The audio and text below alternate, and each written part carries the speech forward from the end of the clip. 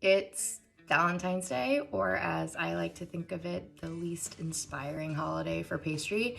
I really don't care much for chocolate or red velvet, so I asked my boyfriend what he would want instead for a dessert, and he said he always likes anything that's lemon poppy seed.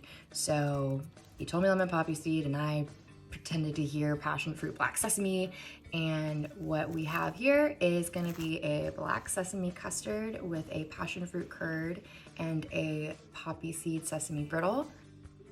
All of these components are very simple to make, very basic pastry, and they combine into a really balanced dish.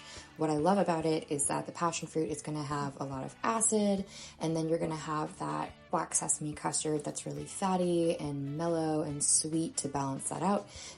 Obviously fully encased in meringue because texturally it's a fun time, and then you get to use those egg whites that you'd have sitting around otherwise.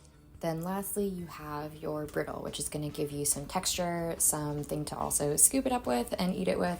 And I mean, I don't really want a bowl of mush, so always having something that has a little crunch to it is going to make it the best time ever. Now, when I say my absolute favorite part about making this dish was remembering that when I moved to New York from Chicago, I left my blowtorch there. 1 hour later. And guess what, y'all? I found out that a flame is a flame, and while it might take you 50 times longer, it still gets the job done.